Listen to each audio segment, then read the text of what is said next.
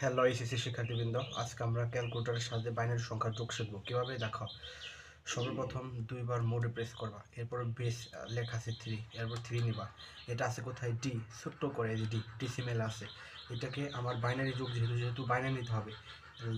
লগে প্রেস করলে বাইনারি, উপরে বিন লেখা আছে লগের উপরে, তোমরা সব ক্যালকুলেটরে দেখবা। তো এই যে বিন হলো, এটা আমরা যোগ করবো 1101 11 প্লাস 01 সমান এই যে 100। তার মানে এটার অ্যান্সার হচ্ছে 100 001। আশা করি ক্লিয়ার। এরপরে দেখো আমরা এটা করব 101 প্লাস 001 প্লাস 001 সমান 011 এটা অ্যান্সার।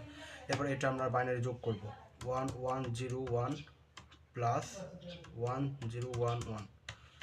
এই যে দেখো, তিনটা 0 1 2, তিনটা 0 1 1, এটাই অ্যান্সার। তো এটা তোমরা হচ্ছে আমাকে কমেন্ট সেকশনে জানাও কোনটা হবে।